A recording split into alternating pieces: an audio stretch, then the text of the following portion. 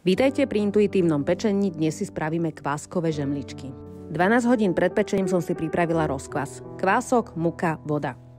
Približné miery vám napíšem do popisu. Ráno som si pripravila najskôr semiačkovú zmes. 2 hrste vločiek, nejaké semiačka slnečnicové tekvicové, rastca a 2 čajové lyžičky soli. Zalejeme horúcou vodou, tak aby to bolo zaliate len trošku nad a premiešame. Necháme vychladnúť. Medzi tým som si do vykysnutého rozkvasu dala približne 600 g pšeničnej hladkej múky a asi 100 g celozrnnej ražnej múky.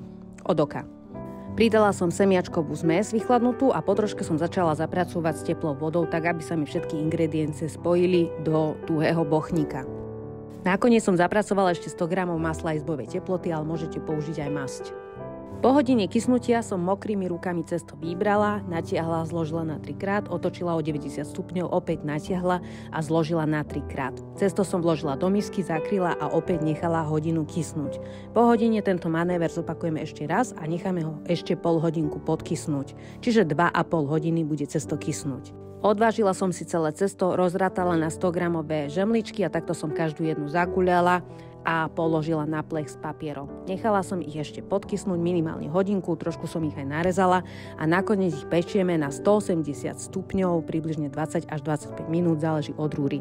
Ja to ešte pred pečením aj po pečení vždy poprskám takto vodou a hotovo. Sú absolútne fantastické, mekučké a úžasné, takže ich rozhodne vyskúšajte. Nebojte sa toho.